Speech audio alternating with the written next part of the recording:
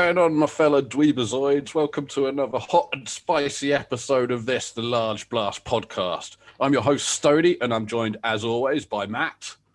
Hello. And Welshie. For the Crimson King. And we're here today to get to the truth, the bottom of one of the age-old questions in Warhammer 40,000 lore. Did Magnus do anything wrong? But before we get into the meat of this episode, we're going to go through a little something we call hobby progress. So, Welshie, what have you been up to?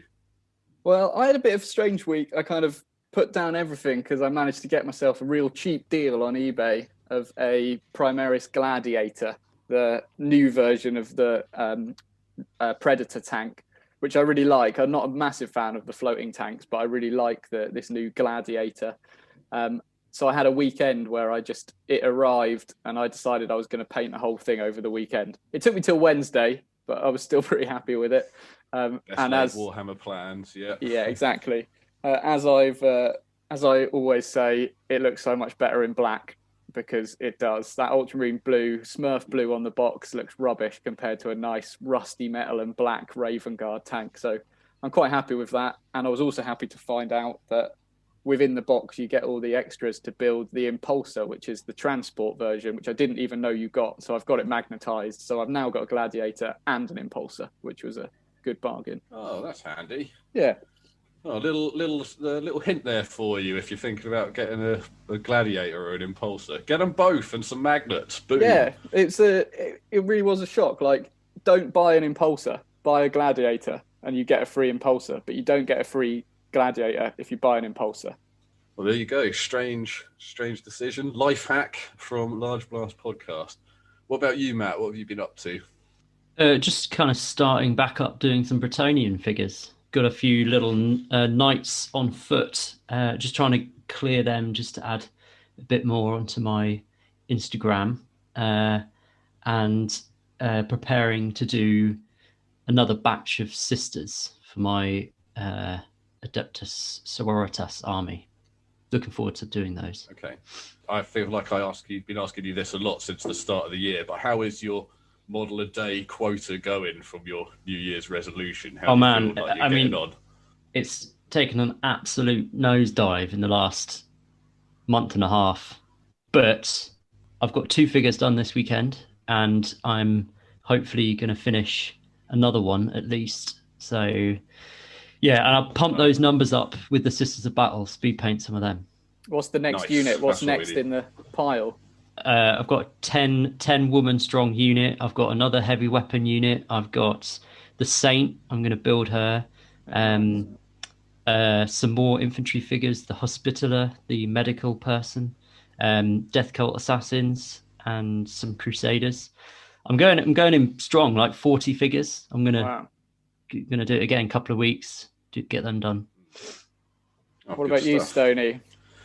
Well, I've been having a whale of a time, Welshie. I'm glad you asked, because I'm off all the technical stuff. I finished the model that I was making, the copy sculpt, and now I've gone on to, if you remember last episode, I was talking about the want to do something big and crazy, and that's what I've done, damn it. I knew I was too late to enter the 28 mag, but I thought, fuck it, I'm going to make what I wanted to make anyway, which is kind of like a weird fisherman guy on this kind of weird sort of Salvador Dali inspired robo-gazelle, wading through shallow water, hunting sharks.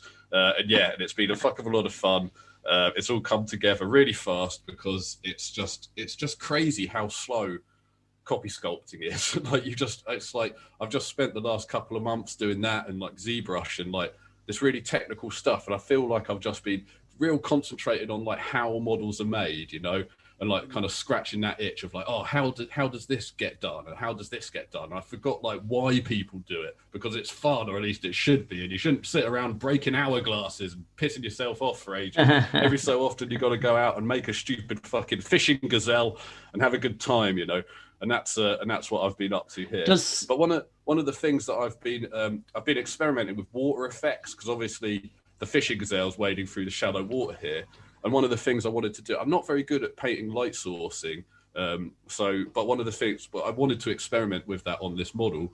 And one of the things that I want to do is try to, in the water effects, where the light beams are hitting the water, is cast that in clear water and the rest of it in like murky water. So where the light's hitting it, it looks like it's making a casting its beam through the water there.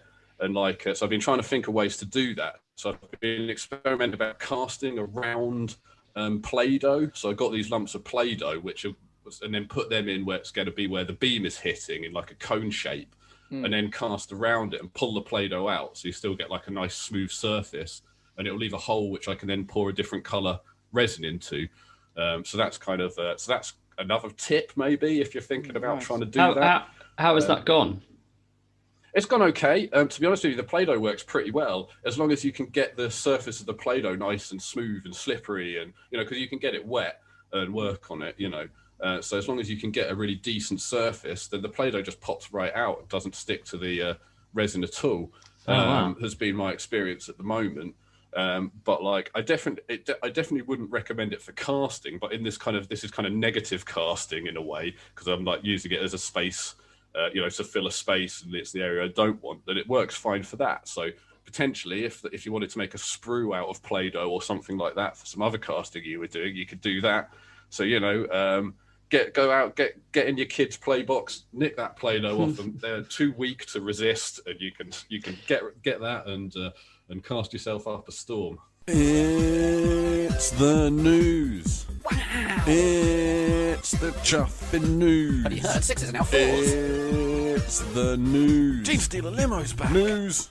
Okay, so first piece of news we've got up here is Luther the First of the Fallen. This is a new Gav Thorpe book. Would you believe it? Our man Gav coming back out here with Luther. This is obviously a Dark Angels style book. Take us away, Welshie. Well, you kind of summed up everything I know about it here. It's a pre-order, but I thought we'd mention it and just have a quick chat about Luther, because I think he's one of the more interesting characters of the 40K, and also give our man Gav Thorpe a little product boost after he came and spent some time with us. Get out there, enter promo code Large Blast Podcast for make sure nothing will happen, but Gav Thorpe will know that we sent you. So what do we reckon? What is the big reveal? Because obviously we don't know why Luther turned rogue. Has anyone got any ideas as to what this is a big missing chunk of lore that Gav's been entrusted with here? I reckon the book won't shine any light onto that question.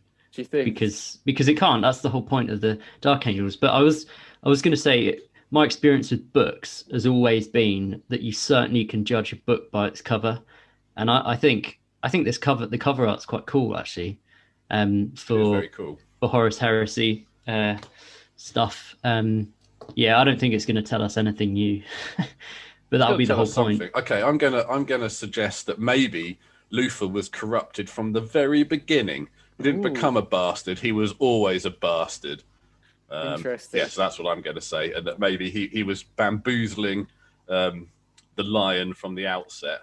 Well, maybe it'll prove that Luther is Cypher, and that although Luther's not around in 40K anymore, but his legacy is still tied up with Cypher. Can you imagine that's like the final line or something in the book there? Yeah. My hope is that in a kind of Oompa Loompa style, the Watchers in the Dark have unionized, and they've been pulling the strings all along.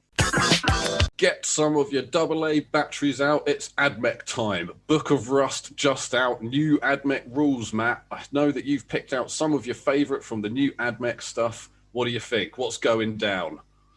Well, it seems like it's quite an interesting book. There's a new element called Armies of the Renown, which I haven't really read up at all on, but it's kind of like introducing more of these formations. If you remember, we had in 7th edition and 8th edition where you kind of get benefits of having lots of different units in a particular formation in your army. I don't know about the other armies in this book, but for the AdMech, essentially it's just a new formation where you get bonuses for selecting or being tasked with having particular units in your army, but there's lots of heavy restrictions.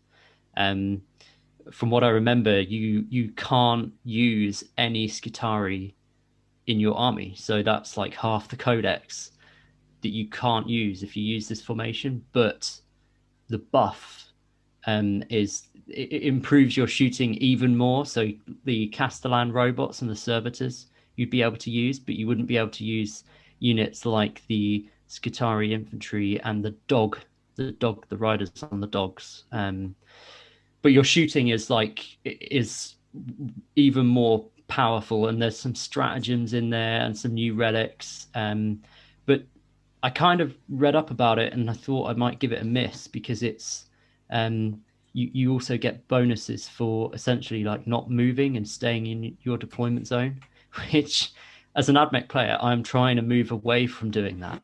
And the new game, 9th edition, is all about movement and picking up points on the board.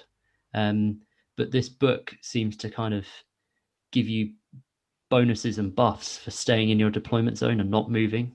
So I don't know. It just that's doesn't. Interesting. Yeah, you're right. I mean, having played against you for years, 9th is really pushing you out of your deployment bubble. So this is odd.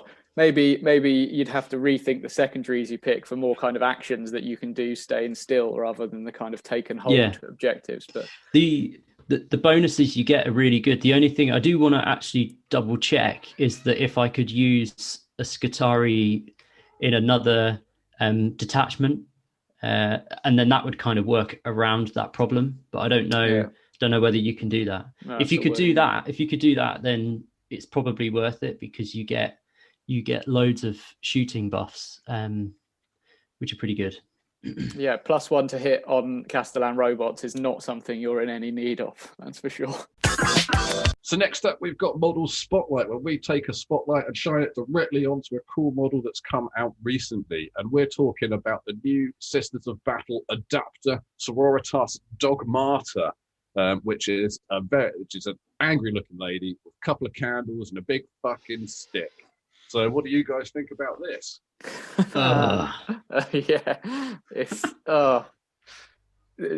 I think quite up to the standard of some of the other Sisters of Battle sculpts that I've seen recently. First model this year, and that's all our response. It's the most disappointing one this year. It is very strange. There is a strangeness to its face. It looks like a hand sculpt, weirdly.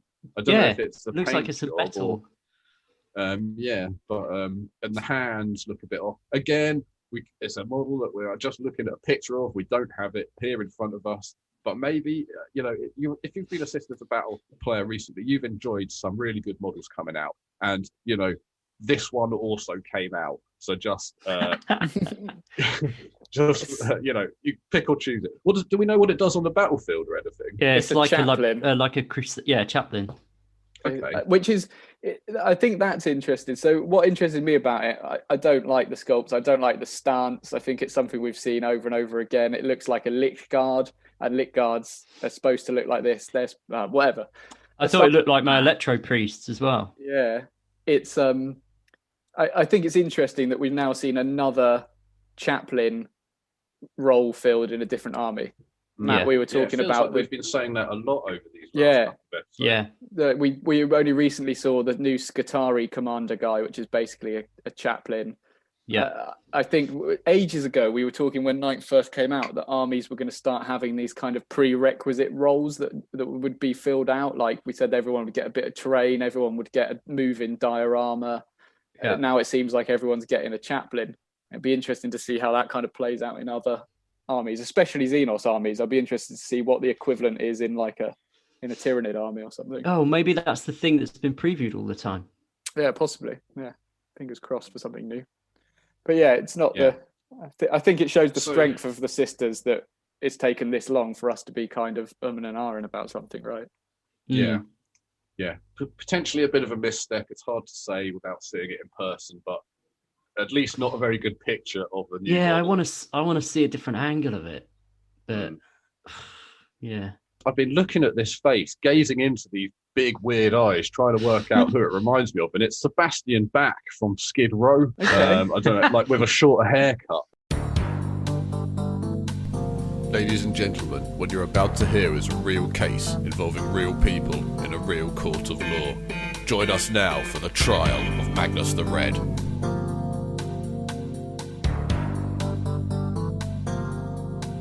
So, Court Chief Master Welshie, can you step forward and please read the charges brought against our plaintiff, Magnus the Red? Magnus the Red, you are accused of treaties with Tzeentch to save your sons, treaties with Tzeentch to break the webway, ignoring the Edict of Nicaea, failing to warn Horus in time, smashing the heart of royal and loyal primarch Lehman Russ, ignoring the mercy and the forgiveness of the Emperor when it was offered, and looking too fabulous. So now we've heard a list of Magnus's crimes. Welshie, do you want to kick off the first case for the prosecution? I certainly do. Well, dear jury and God Emperor-fearing members of the Imperium, I really wish to hammer home the laws outlined by your lord that were clearly broken from the Edict of Nicaea. This is the true Emperor's word. Henceforth, it is my will that no legion will remain as the Librarius Department. All its warriors must never again employ any psychic powers. Woe betide he who ignores my warning or breaks faith with me. He shall be my enemy, and I will visit such destruction upon him and all his followers until the end of all things. He shall rue the day he turned from my light. So that is what the Emperor said at the end of the Edict of Nicaea. And as I think we all know, ladies and gentlemen of the court, Magnus did not abide by those rules. The Librarius were not disbanded, and he indeed used powers of the warp. We may hear from the defense later that he used these powers for good or for greater purpose, but the word was clear, and the ruling of the Emperor more so.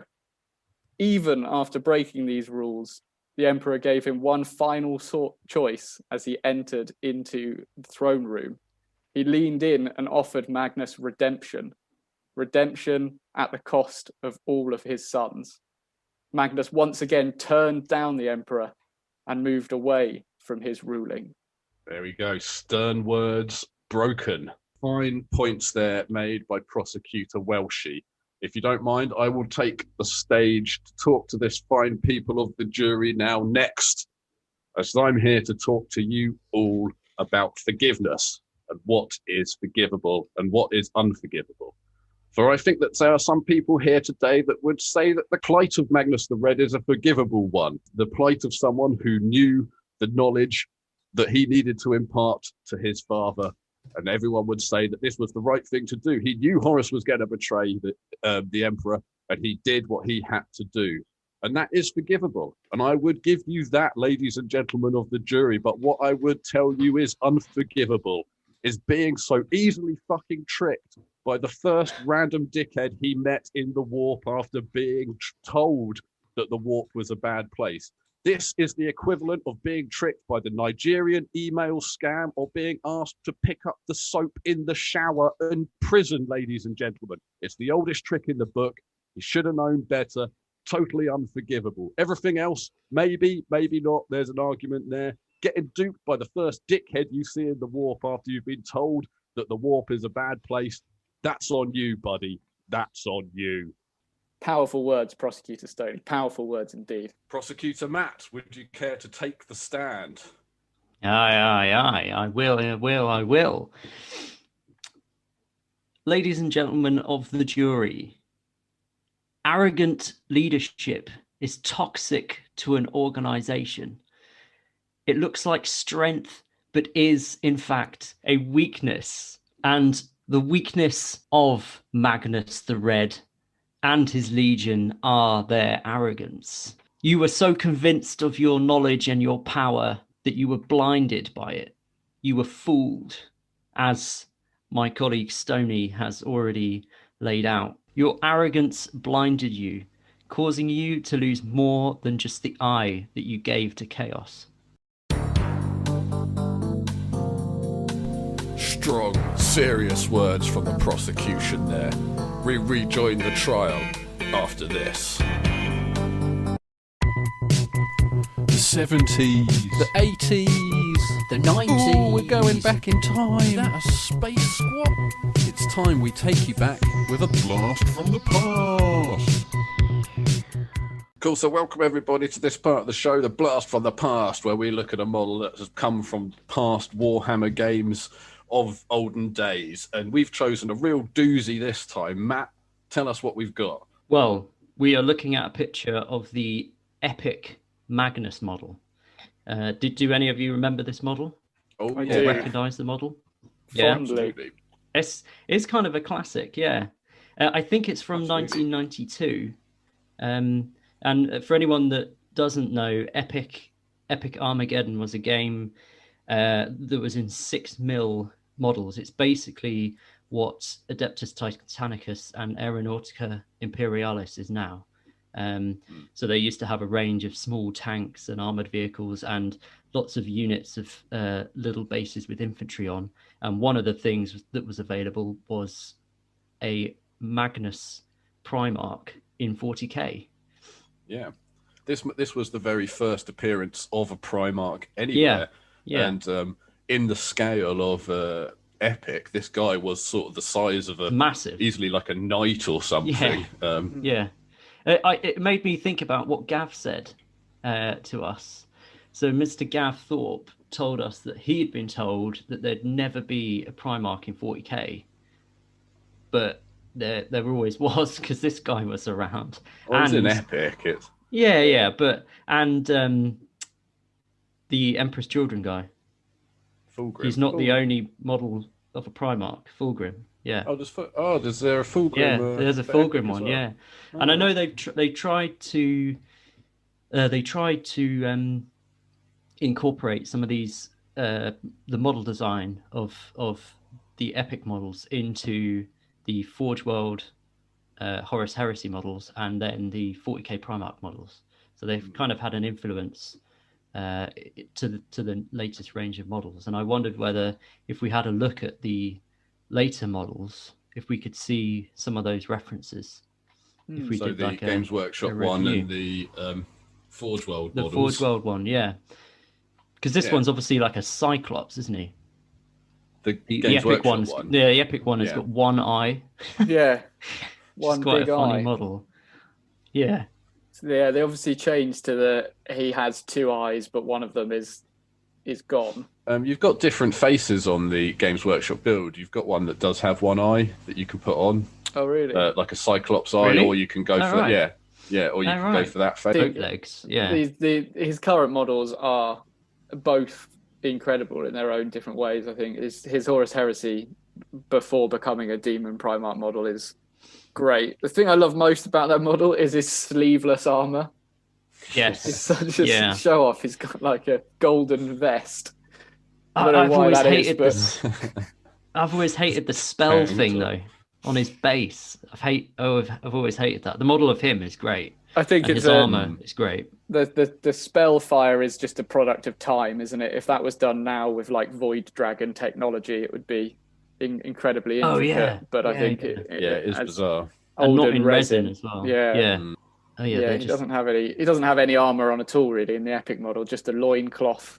But it's obviously not comparing like with like there, because the Epic model was him as a demon. You can, again, alternative build with the GW kit is you can take a lot of that armor off and basically have him Yes. just cruising around in a loincloth, Yeah. which is more consistent more with like the it. Epic model. When that Primarch model came out for 40K, it just blew everything out the water. Like if you think of the original Lord of Change, the wings on that, when they brought out the wings Yeah. on this model, they're so intricate. Yeah, wings have been getting progressively better in 40K models for a long time.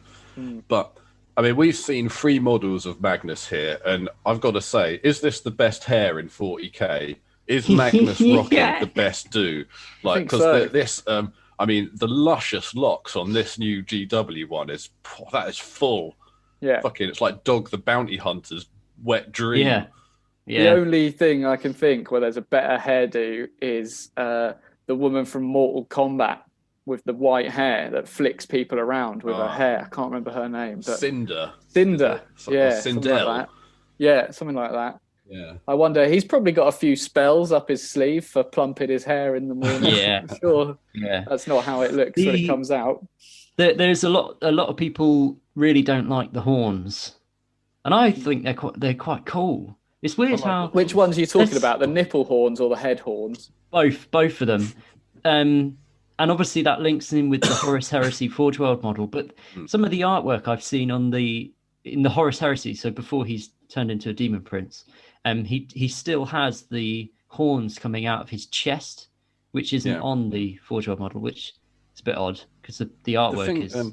The thing I like about the horns is it sort of adds to that like Egyptian style thing, because it actually gives him kind of like silhouette of kind of like a scarab beetle, with those wings out the side and those like horns out the top. So yeah, I think I'm down with the horns. I think actually I tried to find out why he wore them. Have I written this down anywhere? What you were saying about the people that do him topless, it is a real joy of mine to watch the amount of effort people go into to really get that shimmering oiled abs look on the topless Red. The layers and layers of lacquer to really get those abs shining. He's just and he's a monster on the table, like rules wise as well. Like he really does devastate. As he should. Yeah, exactly. The other good thing about the Horus Heresy model is that he's got that shared base. You know, they do the dual base, so you can put him on a larger base that's got rust coming from the other angle with like charging at him. Oh yeah. And together they look excellent. Yeah. The actual they do actually look a lot better together. The weird spell casting thing that we were talking about on the Horus Heresy model, and the Lehman Russ model itself looks much better with this model because it's like diving very specifically at something, and it seems like it works better with him there, so that he's like diving at him, you know. They're both cool models. Like Magnus the Red has got a lot of love over the years. I mean, we've seen 3 generations of Magnus the Red. This may be the most reproduced Primarch that Games Workshop's ever seen. I can't think of another Primarch that's featured so much. So, yeah. I love the fact, like in his story, like he the whole Primarch thing. Like, isn't he the tallest Primarch? I think he is, and so he's really tall. In the old editions, he actually was a Cyclops, and he's bright red, and he lands on a planet, and nobody seems to question why this giant, like 8-foot tall red man has fallen out of the sky. I just always thought that was quite. That's why funny. You wonder if it's all like a big Teachian plan. You know, like he falls down on this thing. It's all just kind of like the Truman Show is early life, isn't it? Where everyone's being nice to him, but maybe there's someone watching him from the outside, and you know, the whole thing, the whole shit is all just a big Teach-like chess game for him to just fall for the most bullshit person in the warp to show up and be like, "Hey, buddy, do you want to buy a watch out of my dodgy coat? And by the way, I've got a way to hack into Earth." Yeah, great models. All 3. Let's even say the Epic model was great. I'm sure it was at the time. Yeah. I do love his big Scottish ginger beard. I feel like at the time of where that kind of thing was the norm, that someone in Games Workshop was just imagining a large Scotsman with a big beard, or a big Viking fella that's now turned into like, I don't know, like RuPaul's hero. I think basically what happened was the guy started sculpting a dwarf and was like, "Oh, fucked it. That's it. He's Magnus now." And so the wheel of justice turns to the defence to make their case for Magnus the Red. Let's find out now.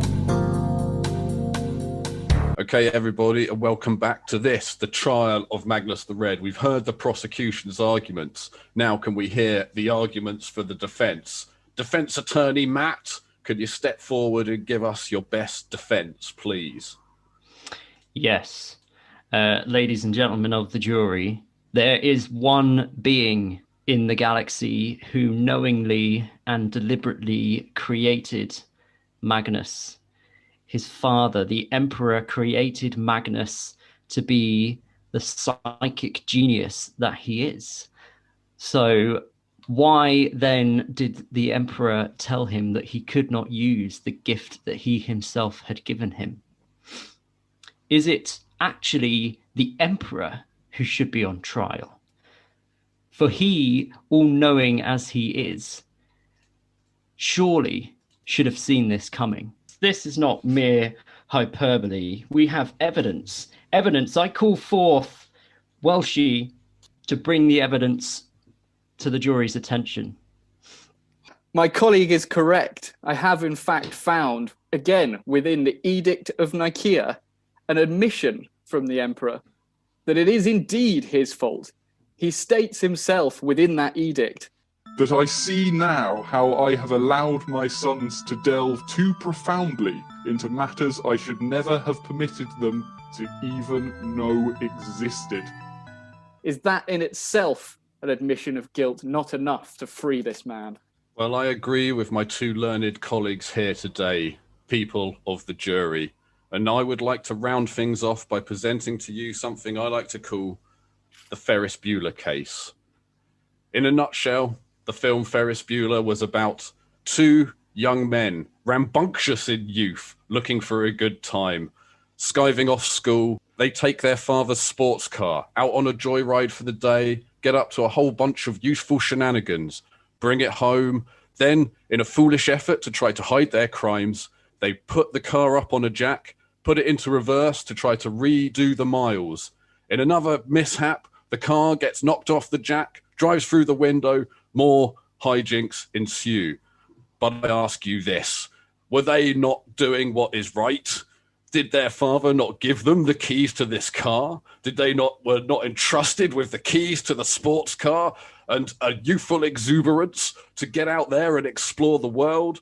What did their father really think was going to happen? And is it not their duty as young people to push the boundaries? I ask you this, ladies and gentlemen, if their father had not taught them about the car, allowed them to use it from time to time, would the movie Ferris Bueller's Day Off not be totally different, about a very tame day out with a couple of guys just going round in a car and not destroying huge parts of property?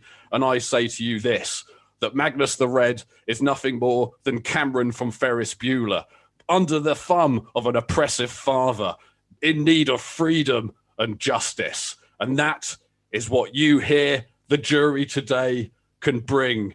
An honest, big, red, one-eyed man, his freedom or his destiny. So, jury, you've heard a lot about how this is not Magnus's fault, for indeed the emperor has to portion some of the blame, but he is not the only one for whom the blame should land on this. I ask you to put yourselves into the shoes of Magnus the Red. I ask you, when you find out through visions of what's going to happen, and you see the future and the fall of the Imperium, would you not try and stop it? Yes, I hear you cry inside, for so would any man, and so indeed did Magnus. He tried to stop it not once, but twice. Firstly, by visiting Horus to warn him of the approaching doom, but arrived slightly too late. Is that a fault of his? Maybe, you say, because he could see all of the future, but maybe not. He also attempted to warn the emperor, and despite being lured away and tricked and doing this, his heart was always in the right place. He tried to get there in time to warn the emperor of the impending doom. And what did he get for all of these attempts? He got the wolves set upon him. And who set the wolves upon him? Not the emperor, for he only asked them to retrieve Magnus for a quick chat, a quick, healthy father-son bonding session, but Horus, who intervened and redirected the wolves on a path of destruction. If you had had your entire planet destroyed, would you not seek some form of retribution, some form of compensation for the wrongs that had been done to you? Strong words there from the defence. It's now passing things over to the jury's decision to decide once and for all whether Magnus the Red is guilty or innocent. Let's find out in this next part of the show. So welcome everybody to this, the random topic generator, the part of the show where we take a dice and Lady Luck generates us a topic from thin air using only a number. So Welshie, have you got the company dice? It's right here. It's right here, people. All right, so roll the company dice. It's the number 5. What Necromunda gang would you join if you lived in the hive? All right. Well, I mean, obviously, as you guys know, I'm like really ripped and buff, yeah? So I'll join the Goliath ones. I know you guys can't see me out there in Radio Land, but my physique is off the chain. So obviously, it's the only one, right? I can't see anything else for you, if I'm honest. Yeah, I can see that, yeah. Is there like a slightly overweight, bearded ginger gang? Like, well, they do like their chain weaponry. And you are a bit of a chain weaponry expert, so maybe it is the life for you. That's true. I could get some bondage gear and shoulder pads on, get me a mohawk. I think I want to jump to Van Saar just because they've got the best life and they're rich and stuff, but that seems a little bit too they've got hoverboards, simple. Haven't they? So I think I'd join the Eschers as a kind of like soy boy beta cuck, just like doing letting them kind of dominate me, maybe cleaning their weaponry, maybe stitching holes in their like leopard print panties. Oh, you wouldn't try to go in as like as a lady, you know, just go in and just be like, what? It's the year 40,000 and we still ain't sorted out these gender issues. I can't join an Escher gang. What's going on? Yeah, maybe that's the way. But I think I'd probably be happier in a back room with all of their like exotic underwear. Okay, fair play. Oh, that's going to be stinky, though, after a long day jogging around Necromunda. That's... All right, well, yeah, no, fair. I mean, each to their own. I'm not here to judge. Maybe Matt, I could intercept the underwear after the Water Guild giving it a little rinse down. I don't know. My first instinct was actually to go with the Palatine Enforcers, the old Arbites. Would that count as a gang?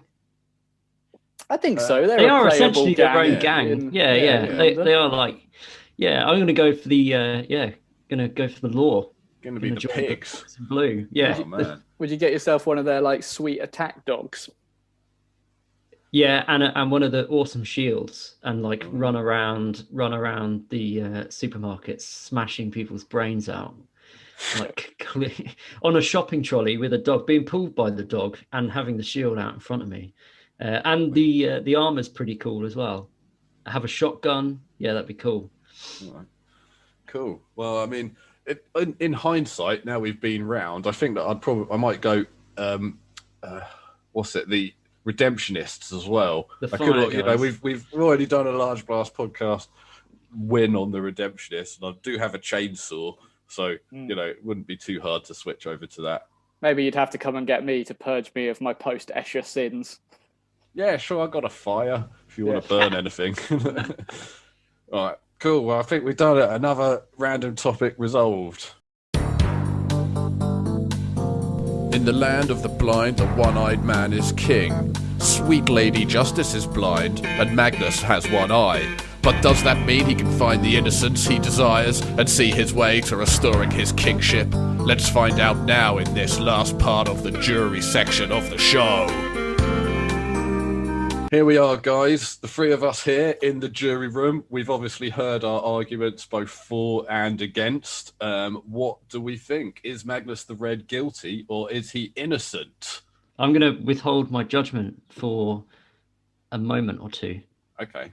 Well, I think I'd probably fall on the side of more innocent than guilty. I think, as was said in some of the defence points there, that his heart did seem to be in the right place for a long time, and he fell foul of lots of tricks. But then the opposite to that is he clearly broke what was a very well-defined law in doing so. So the question is, did he break the law in the right way, if that's even a possibility for us to discuss in the jury? I'm on the other side of the fence. I think that he's definitely guilty because of a couple of reasons. Firstly, because of what I outlined in my argument, that like getting duped in like the most MacGuffin easy way by the first dickhead you meet in the warp after being told not to trust anybody in the warp specifically is, it crosses arrogance into ignorance for me.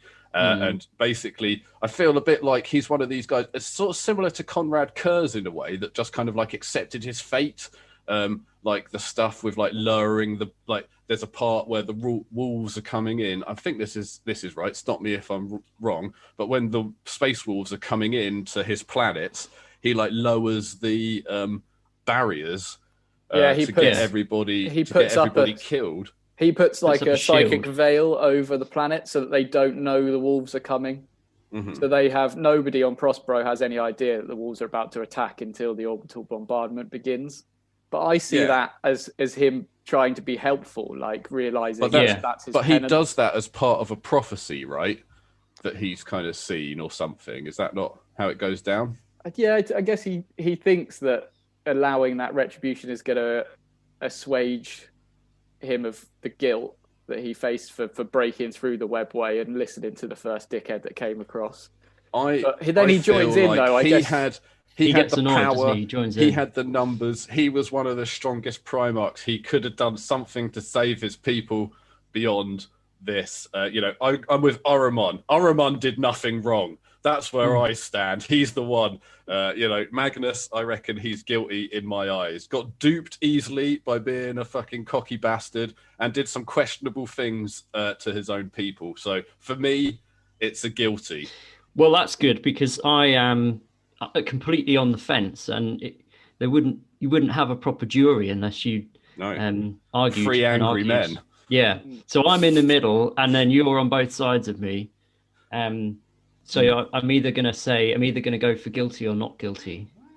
Well, I think the veil is interesting because then later on he does, like, as he's watching his sons burn to the wolves, he then joins in, like he realizes, oh, maybe this wasn't a good idea.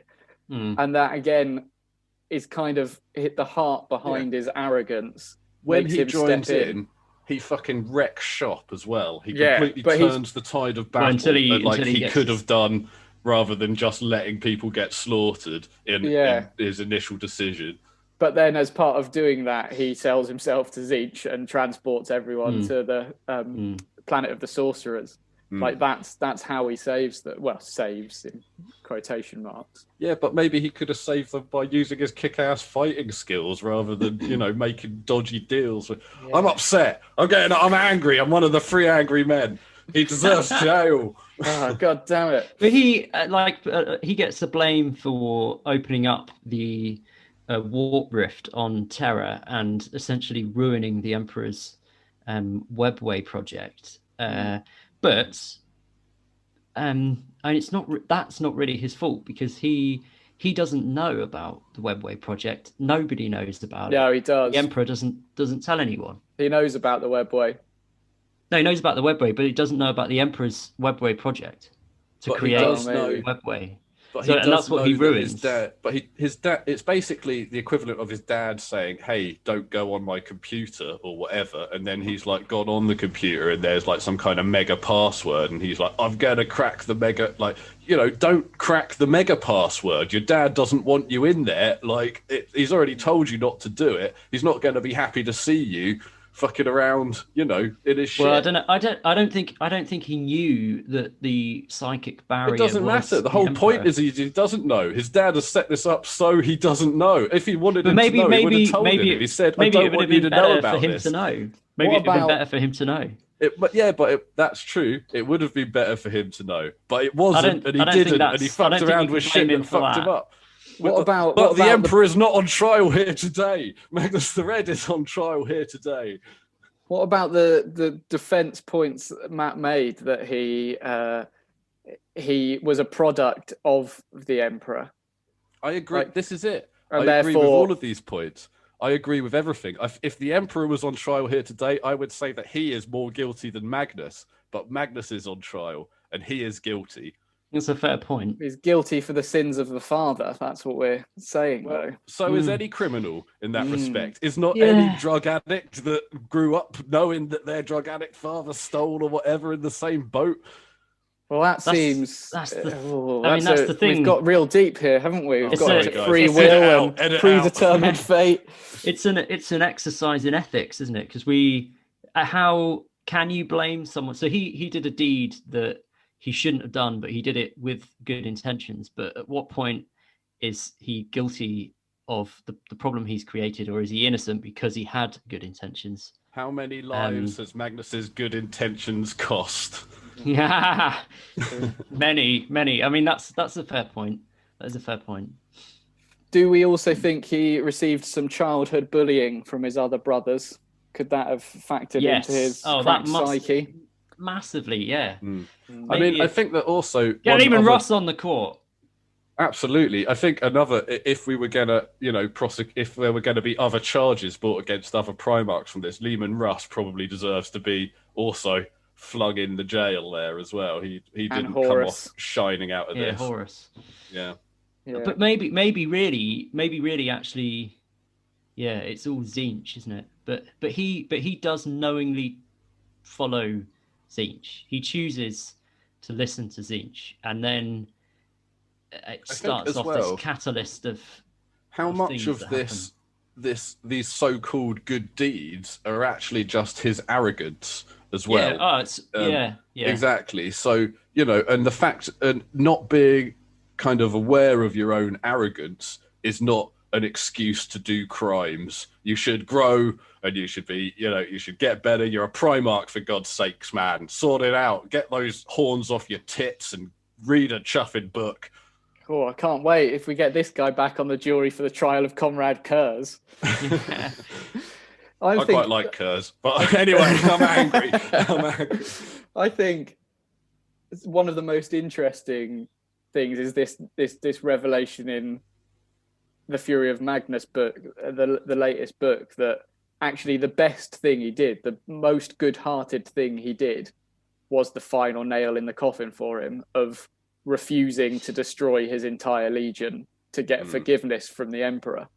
That's the real, you can see that as the last gesture. Good thing. It's such a token gesture at that point that it's almost actually a torture. Just to switch, like, for your followers that have been following you as a loyalist, serving the Emperor and everything, to just be like, oh, actually now it turns out you're all a pile of dust in a fucking suit of armor and you follow Chaos Gods. It's a massive fuck you to everyone that followed him through just arrogance and trying, like, token gestures. That's what everything he's been about. Oh, I don't know. Trying to warn the Emperor that Horus has betrayed him and half of the Space Marine legions are now on their way to Earth to destroy him, essentially. I don't think that's a token gesture. I think that's...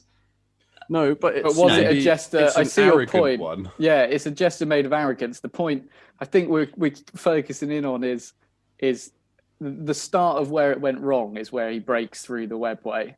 Yeah. And he's basically given an option there of, you can try and stop everything bad you've seen from happening if you give in to my power that the Emperor has told you shouldn't give into. And he makes the choice there to try and save humanity by giving into that power. But is it because he thinks he's arrogant enough to get away with it?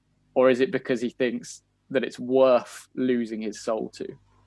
I mean, I think that you could say that the arrogant, I think it's a combination of arrogance and misunderstanding necessarily the consequences of what he's doing, which you could blame on the Emperor 100%, but that doesn't necessarily make it any less right or wrong, and the consequences outweigh the kind of kind of naivety of a sort of a weird baby prince, essentially.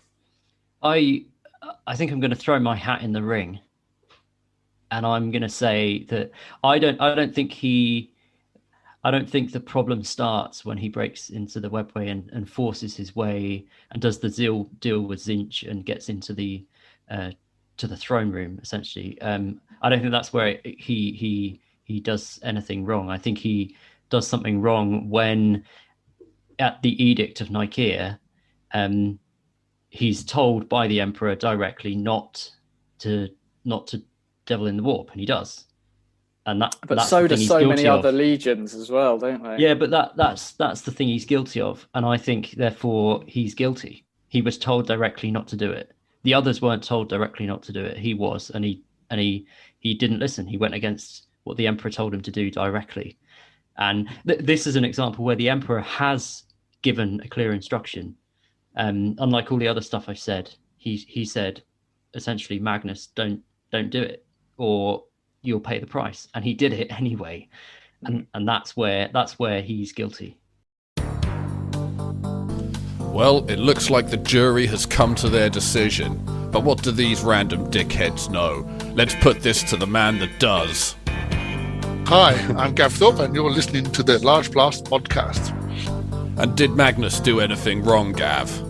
Magnus did loads wrong. And there you have it, ladies and gentlemen. A definitive answer from the CEO and chief in charge of everything at Games Workshop, Gav Thorpe. Get him out of here and book him, Dano. Life behind the slammer, Alcatraz.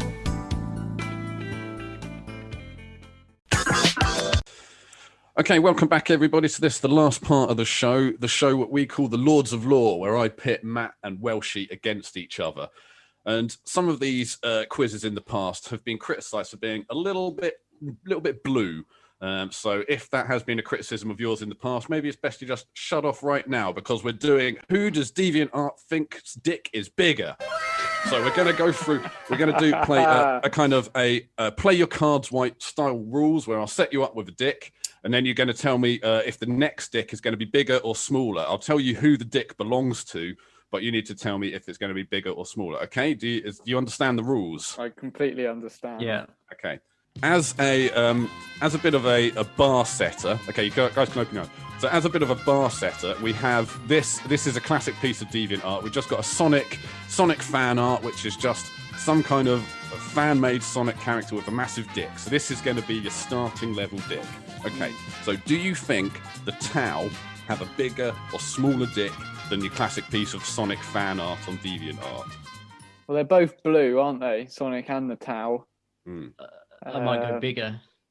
I think I reckon the Tower are dickless. I reckon they've got some other funny shaped hole thing going on down there, like so a fish. Smaller from Welshie, yeah. Bigger from Matt. Okay, well let's check it out. I think that's smaller. I think we've got a smaller here, so I think that's Welshie. A point for Welshie there. Excellent. Yeah, an excellent dick. Amazing rendition. The artist is truly gifted. Okay, so who do you think has a bigger dick then? The Tau or the Emperor of Mankind? Oh, it's got to be the Emperor, surely. Okay. I mean, he's fucking over the whole universe. He's got to have a big dick. I think that this could be a trick question, and that actually, although the Emperor is a god, much as Gav would like us to believe that he isn't, I think he is actually just a man, and he's quite small, and the rest is all a psychic projection, so I'd say smaller. Okay, all right, let's have a look, shall we? We're rocking a pretty standard size package, as we can see from this illustration here. So yeah, Matt, that's a point to you. Oh my god, who does this? I love that he's still got the oversized Space Marine hand as well. Yeah. In a hand to dick ratio, there he's not doing particularly well. He kept his cloak on as well, and he also seems to be sitting in like a sofa rather than the throne, which I thought was another interesting. It's a lazy artistic boy, choice. just about to kick the bottom out. Yeah. Okay, so who do you think has a bigger dick? Do you think that the Tyranids are going to be bigger or smaller than the Emperor of Mankind? I think now, knowing about Tyranids here, Stoney, are you taking total length of multiple dicks? I'm just taking what I've seen on my browsings on DeviantArt to make this segment. I'll have to send you some links afterwards. I'm going to go bigger. Okay, bigger. I'm going to go bigger as well. Okay, two biggers. And you can see by this amazing illustration here that you would be correct. You're both correct. This MS Paint. Paint. Yeah. This is very much an MS Paint. This guy's obviously just starting out his DeviantArt career, but it is, truly a rather remarkable depiction, and I'm interested to see where his career goes from here. I should also just lore-wise there point out that he's drawn a dominatrix, and that, if you didn't know, guys, is not him playing on words. There is a model called the dominatrix. Oh, right. It's one of the biggest Tyranids that we've been kind of waiting. It used to exist in Epic. We've been waiting for it to come out for a long time. Oh, Maybe there you go. Well, now I feel dick. this is so. We've not only that, we've broken a sneak peek of the new dominatrix model. Maybe that's what's on all the choices. previews. That we keep maybe. seeing. Yeah. Do you think a Space Marine is going to be bigger or smaller than Matt's dominatrix? Oh, I mean, that's my instinct is that it has to be smaller, but I also think because that's my instinct, it must be wrong. I'm gonna say. So, I'm going to assume it's not of the 3rd Legion and say smaller. Okay, so we got smaller. I can't quite decipher what you chose, Matt. Did you choose bigger or smaller? I haven't chosen everything, so I chose bigger, so it's different. Okay, well, we can tell from this picture here that it is smaller. This is a pretty normal-sized human penis. Again, they've got pretty creative with the other races, but they've kept things fairly believable in the DeviantArt section for the people. So that's a point for Welsh. I also like the little bit of artwork, a little bit of writing there. There's a bit of 50 Shades. Your morale is also up, brother. It's very. This was actually a panel from a comic strip, because it was actually surprisingly hard to find a Space Marine with a dick on DeviantArt. Oh. Weirdly, they've done a lot with pussies, but like very few with dicks. They're really like mixing things up on there. It's kind of it's a whole thing. Okay, so who do you think's going to have a bigger dick, a Space Marine or a Sister of Battle? Sister of Battle is bigger. Yeah, I think that it's going to be really big as well, and it's going to be part of their penance is walking around with this elongated mutant dick, like an arco-flagellant but penile. Well, both of you take home a point, because it's only the biggest dick we're going to see this evening. It's a monster, and that boob, giant boob, giant dick, the balls like muscly arms. Muscly arms, balls like a couple of fucking hogs in a bag. It's insane. It's so this is where we're at. Point for both of you there. The shading on the ejaculate there is also excellent. It's really kind of semi-translucent. They've managed to get.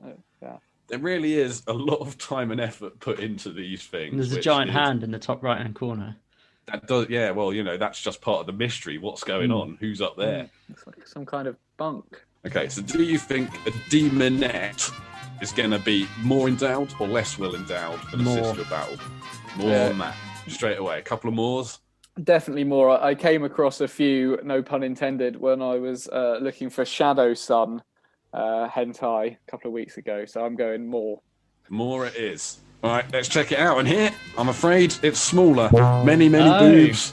But smaller in the penis department. Oh, that picture is amazing. It's really well done. I'm enjoying that. I actually think that this might have been a picture that someone's got out of the codex and then drawn a dick on, rather than kind of develop themselves. But either way, if they have developed it themselves, if they modified their portfolio a bit, then they could really have a shot with getting some of this art in the books. So final scores then mean that Welshie is today's winner of this week's Lords of Lore with 4-3. How do you feel? Well, if there's anything I know, it's dick size in the 41st millennium. Well, there we go. Thanks everybody for listening, and see you next time.